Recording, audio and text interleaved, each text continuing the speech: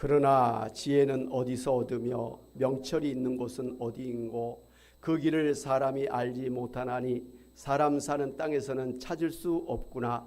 깊은 물이 이르기를 내 속에 있지 아니하다 하며 바다가 이르기를 나와 함께 있지 아니하다 하느니라.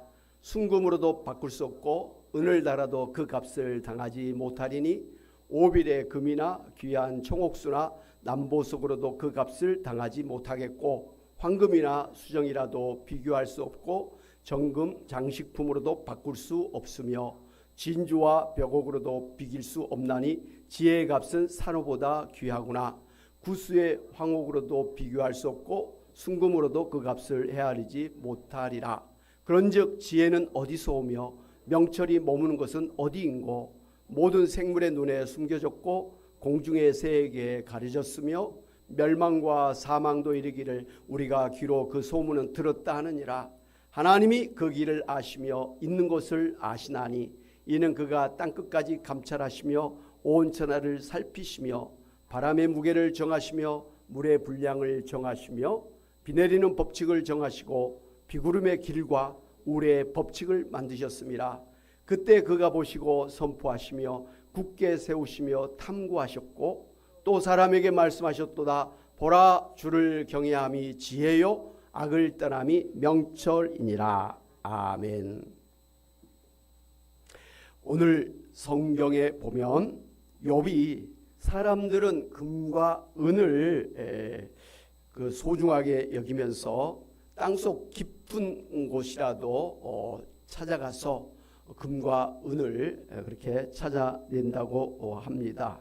그러나 금이나 은과 보물과는 비교할 수 없을 정도로 가치가 있는 중요한 이 지혜와 명철에는 사람들이 관심이 없고 또 그 지혜와 명철을 어디서 얻는지도 모르고 그저 그렇게 살아가고 있다는 것입니다.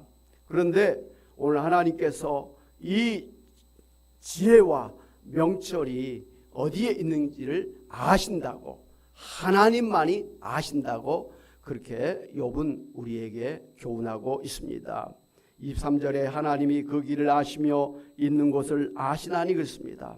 여러분, 하나님은 이 세상을 창조하신 분이고 지금도 이 세상을 하나님께서 주관하시고 운영하고 계시는 것입니다.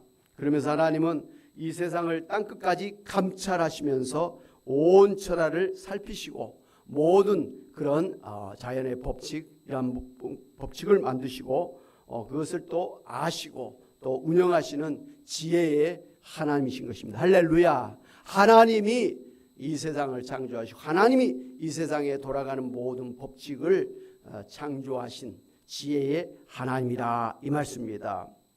그런 하나님께서 이제 28절에 말씀하시기를 보라, 주를 경외함이 지혜요 악을 떠남이 명철이니라 그렇게 말씀하셨습니다. 한번 따라서 봅시다. 주를 경외함이 지혜요 악을 떠남이 명철이니라.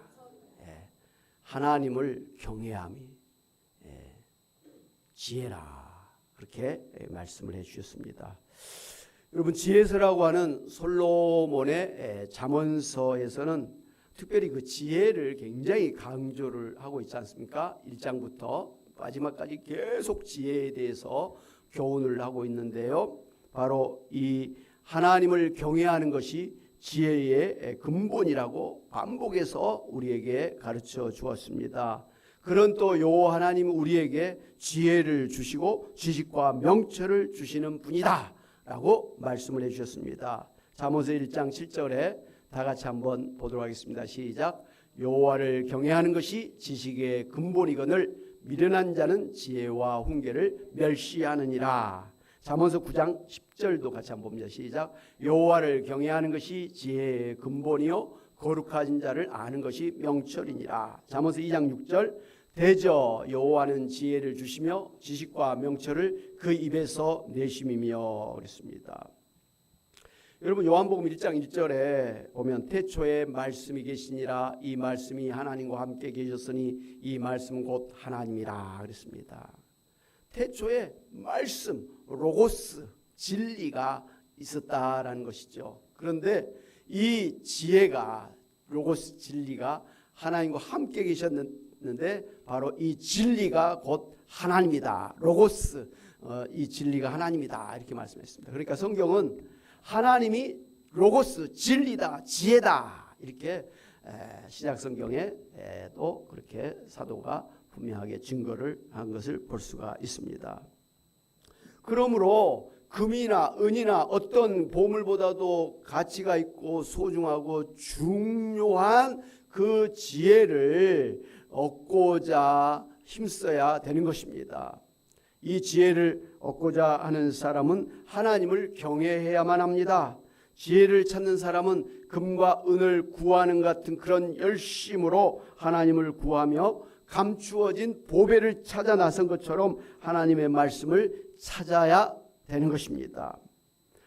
그래서 이제 그 이스라엘의 유대인들은 성경 말씀을 삶의 지혜서로 보고 성경을 실제 삶에 적용하고자 탈무드와 미드라시와 같은 지혜서를 만들어서 어려서부터 자녀들에게 가르치고 있습니다. 그것도 아침밥을 먹기 전에 먼저 탈무드를 펴놓고 말씀을 배운 후에 식사를 한다고 합니다. 정통 유대교 학교에서는 오전에는 이 탈무드를 가지고 토론 수업을 한 후에 밥 먹고 점심시간에 비로소 일반 학과를 공부한다고 하지요. 그래서 그런지 1901년 이제 노벨상이 시작된 이후로 유대인들이 노벨상을 가장 많이 받았습니다. 경제학 분야에서 약 42%의 수상자가 유대인이고 그 밖에도 의학 분야의 28%, 물리학 분야의 26%, 화약 분야 20%, 문학 분야의 12%로 사실상 전 분야에서 골고루 수상자를 배출한 민족이 바로 이 하나님의 말씀을 탈무드를 연구하고 암송하고 그 말씀을 적용해서 살고 있는 유대인들에게서 나왔다는 것입니다. 할렐루야. 여러분이 잘 아시는 이것 또한 지나가리라고 하는 이 글귀도 유대인의 지혜에서 미드라시에 나오는 그런 말입니다.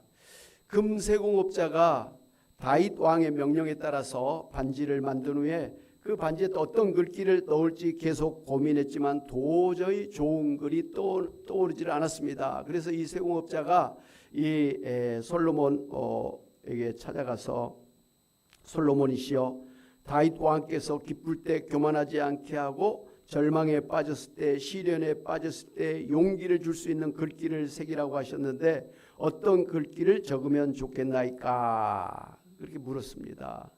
그러자 이 솔로몬이 잠시 생각한 이후에 한 말이 바로 이것 또한 지나가리라. This too shall pass away 이런 글귀였습니다. 그래서 유대인들은 나치 학살 시에도 감옥에서 이 구절을 붙잡고 이겨낼 수 있었다고 합니다. 여러분도 마찬가지입니다. 여러분이 당하고 있는 모든 어려움들은 때가 되면 다 지나갈 줄로 믿으시기를 바랍니다.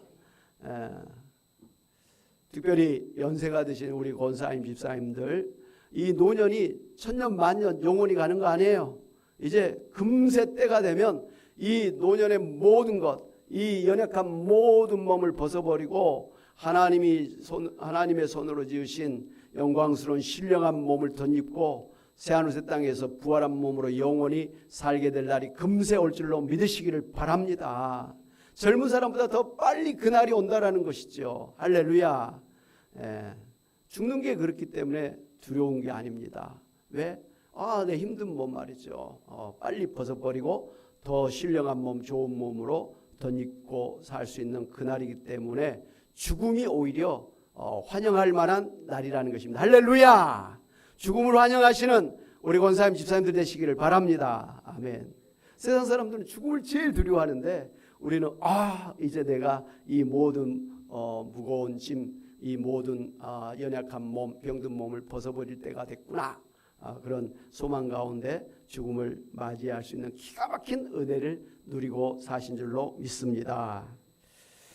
사무서 2장 7절 8절에 보면 이렇게 지혜를 구하는 자에게 하나님께서는 정직한 자의 방패가 되어주시고 정의의 길을 보호해 주시고 성도들의 길을 보존해 주신다고 하셨습니다. 그리고 이 지혜로 인해서 공의와 정의와 정직과 모든 선한 길을 깨닫게 될 것이고 그 영혼이 즐겁게 될 것이고 근신하여 자신을 지키게 될 것이고 명철하여 자기를 보호하게 될 것입니다. 그리고 지혜가 이 악한 자의 길과 폐역을 말하는 자에게서 자신을 건져낼 것입니다. 할렐루야. 지혜는 단순히 지식하고 틀려요. 지식은 1 더하기 1은 2다 뭐 이런 지식적인 것이지만 지혜라는 것은 삶에 어떤 문제가 있을 때 어떻게 그것을 해결해 나갈 것인가 하는 그런 실질적인 그런 능력을 이야기합니다. 그래서 지혜로운 사람이 성공적인 인생을 사는 것입니다. 바로 하나님이 우리에게 지혜를 주시고 하나님의 말씀이 우리에게 지혜를 주시기 때문에 우리가 하나님을 알고 성경을 알아가는 일에 정말 집중해야 될 줄로 믿습니다. 아멘. 이스라엘의 왕 솔로몬이 이제 다윗 왕을 이어서 왕이 되었을 때 하나님 앞에 1000번째 제사를 드렸습니다. 그래서 하나님께서 이 솔로몬 왕의 1000번째를 기쁘게 받으시면서 그에게 나타나셨어요. 그러면서 솔로몬아, 내가 너에게 무엇을 해주기를 원하느냐라고 그 소원이 무엇이냐라고 물으셨습니다. 그때 이제 솔로몬이 하나님, 저에게 이 많은 백성들을 통치하라고 붙여주셨는데 저에게는 이 백성을 다스릴 만한 그런 지혜가 없습니다. 아버지 다윗과는 다릅니다. 그래서 저에게 지혜를 주옵소서라고 하나님 앞에 소원을 아뢰습니다. 그러자 하나님께서 솔로몬 왕을 기뻐하시면서 솔로몬아, 내가 금과 은이나 부귀영화를 구하지 아니하고 정말 이 백성을 잘 다스릴 수 있는 지혜를 구하였으니 잘했도다 하시면서 지혜를 주셨습니다. 그리고 그가 구하지 아니했던 금, 은과 부귀영화를 넘치도록 그렇게 축복을 해 주셨습니다. 할렐루야. 그래서 지금까지 가장 지혜로운 사람이 누구냐? 역사적으로 솔로몬 왕이 가장 지혜로운 사람이라고 이야기를 합니다. 어느 날 솔로몬 왕에게 두 여인이 찾아와서 한 아기를 두고 서로 자신의 아이라고 주장을 했습니다. 그러니까 두 여인에게 어린 아이가 있었는데 밤에 자고 일어나 보니까 한 아이는 죽었어요. 한 아이는 살아서 그 한 여인의 품에 안겨 있는 것입니다. 그래서 죽은 아이를 품었던 그 어머니가 아무리 봐도 이 아이가 자기 아이가 아니거든요. 저 여인의 품에 안겨 있는 아이가 자기 아이거든요. 그래서 이 아이가 내 아이라고 막 했지만 무슨 말이냐, 이 아이가 내 아이라고 하면서 서로 옥신각신 싸우다가 안 되겠다 싶어가지고 솔로몬 왕에게 재판을 받으러 온 것입니다. 그때 솔로몬 왕이 어떤 판정을 내렸습니까? 그렇다면 이 아이를 반으로 나눠서 반씩 나눠줘라, 이렇게 명령을 했습니다. 그 말도 안 되는 이야기죠. 그 아이 죽이는 건데. 그런데 이 아이를 죽이려고 한 건 아니죠. 솔로몬은 어머니의 그 모성애를 정확하게 알고 있는 지혜를 가진 사람이었습니다. 그래서 진짜 어머니는 이 아이를 죽이지 말라고 말할 것이다 라는 걸 알고 있었단 말이에요. 그렇기 때문에 두 아이를 칼로 나눠서 나눠줘라 이렇게 했던 것이죠. 그때 한 여인은 예 좋습니다, 반으로 나눠서 반반 주세요 그랬는데 한 여인은 막 절대로 안 됩니다 왕이시여, 차라리 제가 보게 하겠으니 이 아이를 살려주십시오 막 이렇게 했어요. 그때 솔로몬 왕이 어떤 판정을 내렸겠습니까? 안 됩니다, 이 아이를 절대로 죽이면 안 됩니다, 차라리 저 여인에게 주세요 라고 했던 그 여인이 진짜 어머니라고 판단을 해서 옳다, 저 여인이 저 아이의 진정한 어머니다 하면서 그 여인에게 아기를 줬다는 것입니다. 할렐루야. 이게 지혜예요. 지혜예요. 사람을 살리는 지혜라 이 말씀이에요. 옛날 고려시대에 늙으신 부모님을 깊은 산중에 버려두고 내려오는 고려장이 있던 시절에 아들이 지게에 이제 연로하신 노모를 짊어지고 깊은 산 속으로 들어가는데 아들이 보니까 어머니가 계속 가지를 꺾으면서 가시는 거예요. 그래서 아들이 묻습니다. 어머니, 나뭇가지를 왜 꺾으시는 거예요? 그러자 노모가 대답합니다. 내가 내려갈 때 길을 잃지 말라고 표시해 두는 거야. 그 말을 듣고 아들이 걸음을 멈추고 어머니를 부둥켜 안고 통곡을 했습니다. 그리고는 이런 어머니를 산채로 고려장시킬 수 없다고 생각해서 어머니를 다시 짊어지고 강가로 가서 이를 이야기하면서 자기는 죽으면 죽었지 도저히 어머니를 고려장시킬 수가 없다고 말을 했습니다. 그런데 이 이야기가 왕에게 전달되어져서 자초지종을 듣고 왕이 감동을 받아서 이후로 연로하신 어머니 아버지를 고려장시키지 못하도록 그렇게 했다고 합니다. 할렐루야. 예. 이건 뭐 우리 어려서부터 많이 들었던 이야기잖아요. 그런데 실제로 이 고려 시대 때 고려장이 있는 게 아니었다고 합니다. 오히려 일제 시대에 일본 사람들의 자기들 풍습을 갖다가 우리나라에다가 그렇게 끼워 맞췄다고 합니다. 우리나라의 역대의 이 왕들이나 나라는 부모님이 늙으셨다고 살했다가 버리는 일은 없다는 것입니다. 일본에서만 있었다는 거예요. 그런데 어찌됐든 이 연로하신 어머니의 그 지혜, 아들이 혹여라도 깊은 산 속에서 내려갈 때 길을 잃을까 봐서 나뭇가지를 꺾은 그 지혜가 아들을 살리고 어머니를 살리고 이후에 모든 연로하신 부모님들이 죽지 아니하고 사는 그런 기가 막힌 일이 되었다는 것입니다. 할렐루야. 이게 지혜예요. 지혜는 죽을 사람도 살리는 거예요. 할렐루야. 그러니 지혜가 금과 은보다 더 중요하다라는 것이죠. 사랑하는 여러분, 이와 같이 어머니의 지혜로 인해서 아들도 살고 어머니도 살고 이 땅의 모든 부모님들이 살게 되었던 것 아니겠습니까? 그런데 이거보다 더 크고 위대한 지혜가 하나님에게 있었으니 죄 때문에 병들어 늙어 지옥에 떨어질 그런 사람들을 살리기 위해서 하나님의 독생자 예수 그리스도를 십자가에서 피 흘려 대신 죽게 하심으로 누구든지 예수 믿으면 모든 그 죄가 다 용서받고 구원받고 하나님의 자녀가 되고 천국에 들어가서 영원히 살 수 있도록 해 주신 것입니다. 그리고 누구든지 무엇이든지 예수님의 이름으로 기도하면 기적이 일어나도록 그렇게 기도의 특권을 주신 것입니다. 할렐루야. 그리고 누구든지 자기 옛사람을 십자가에 못 박아버리고 대신에 오직 예수로 살면 과거의 옛사람의 그 고질적인 병이라고 할 수 있는 수치심, 두려움, 죄책감, 죽음의 공포, 과거의 상처, 옛사람의 그러한 그 상처, 과거의 상처, 다른 사람의 인정 욕구, 자기 의로부터 자유롭게 되고 성령의 은사를 받아서 능력 있는 삶을 살게 되고 성령의 열매를 맺음으로 예수님을 닮은 거룩하고 신령한 천국인의 삶을 이 땅에서도 살 수 있게 하신 것입니다. 할렐루야. 죽을 사람을 살려주시고 지옥 갈 사람을 천국 가게 하시고 하나님과 정말 닮은 그런 사람으로서의 이 땅에서도 살고 죽은 다음에서도 영원히 살 수 있게 하신 그 지혜가 어디에서부터 나왔다고요? 하나님에게서부터 나왔다는 것입니다. 여러분 아무리 금, 은 많은 걸 가져도 죽으면 그게 무슨 소용이 있어요?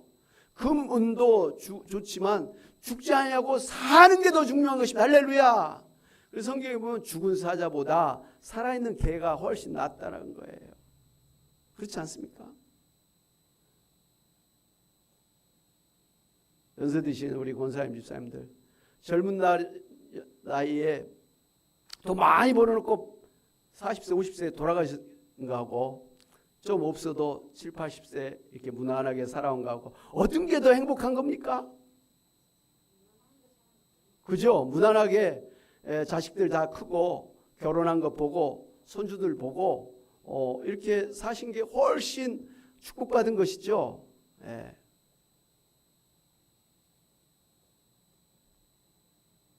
죽는 것보다 좀 없어도 살아있는 게 가장 좋다라는 것이죠. 그런데 어차피 우리는 한 번은 육신적으로 죽잖아요. 그런데 이 육신적으로 죽을 수밖에 없는 사람들을 다시는 죽지 아니하고 다시는 병들지 아니하고 눈물도 고통도 없는 영원한 신령한 몸을 입고 영원히 천국에서 살 수 있게 하신다고 하는 것은 최고의 축복인 줄로 믿습니다. 근데 그걸 누가 주신다고요? 하나님이 주신다는 거예요.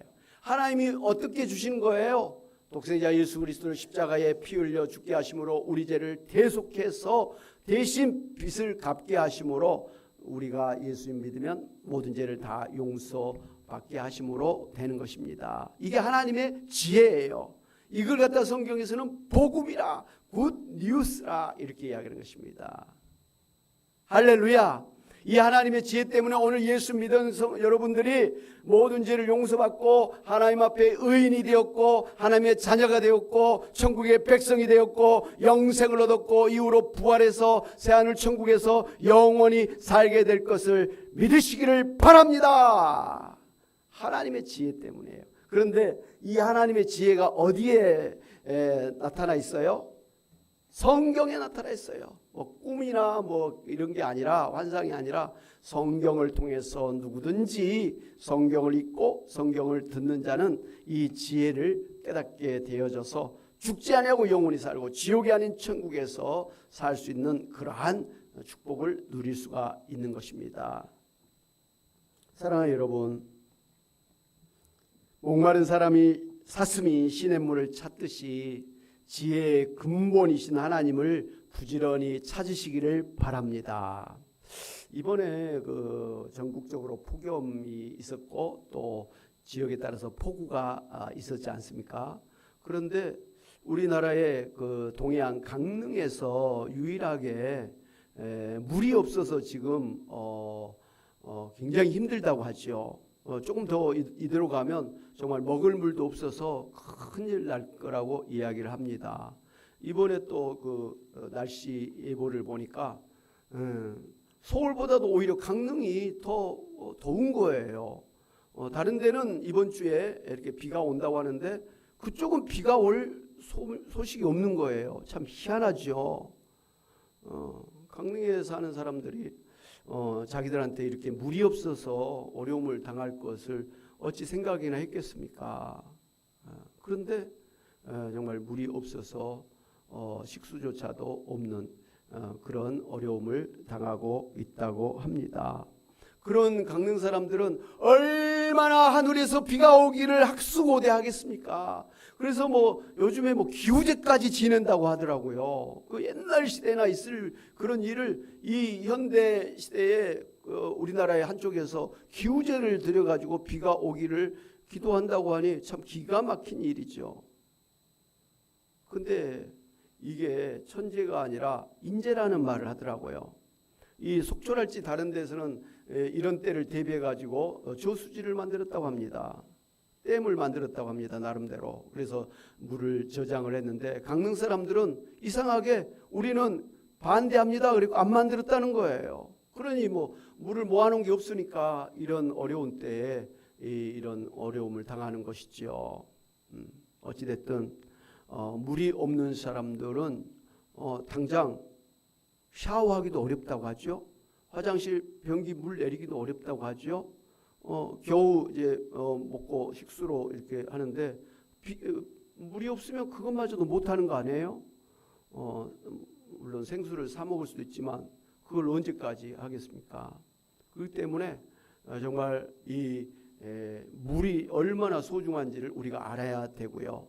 여러분 물 드실 때 할렐루야 감사합니다. 물 주셔서 감사합니다 하시면서 물 드시기를 바라고 또 할 수 있으면 또 어디에서는 이런 물이 없어서 사람이 죽어간다고 하더라 하는 생각을 가지고 물도 좀 아껴서 사용하시기를 바랍니다. 감사하고 아끼면서 또 이렇게 우리가 살아야 될 줄로 믿습니다. 어찌됐든 물이 없으면 죽기 때문에 그 사슴이 물을 찾아서 헐떡이면서 막 뛰어다니는 것처럼 오늘 우리도 지혜가 아니면 우리도 죽는다. 지혜가 우리를 잘 살게 하는 능력이다라는 생각을 가지고 금이나 은보다도 지혜를 사모하고 지혜를 구하면 여러분이 되시기를 주님의 이름으로 축원합니다. 사도행전 3장 6절에 보면 베드로와 요한이 성전 미문에서 구걸하고 있는 안진뱅이 거지를 보았습니다. 그때 거지가 뭔가 좀 받을까 해가지고 두 손을 벌리고 있었습니다. 그때 베드로 사도가 은과 금은 내게 없거니와 내게 있는 이것을 내게 주노니 나사렛 예수 그리스도 이름으로 일어나 걸어라 하면서 두 손을 쫙 잡아 당겼더니 벌떡 일어나서 안진뱅이 다리가 쫙 펴지고 건강을 회복해서 뛰고 달리고 성전에 들어가서 하나님을 찬미하게 됐다고 합니다. 할렐루야. 오늘 우리에게도 은과 금은 그런 넉넉한 재산은 없을지라도 우리에게는 예수 그리스도의 이름이 있는 줄로 믿습니다. 예수님의 이름으로 우리가 구원도 받고 예수님의 이름으로 기도해서 우리가 응답도 받고 예수님의 이름으로 귀신도 쫓아내고 예수님의 이름으로 병도 낫고 예수님의 이름으로 산도 옮기는 그런 능력 있는 삶을 살게 될 줄로 믿고 참으로 하나님께서 나에게 예수 그리스도라고 하는 이 지혜를 주신 걸 감사하면서 이 예수님의 이름으로 지혜롭게 능력 있는 삶을 사시기를 주님의 이름으로 축원합니다. 아멘. 우리 말씀을 생각하면서 찬송가 522장 같이 한번 찬양하겠습니다. 웬일인가 내 형제여 주 안에 있다가 웬일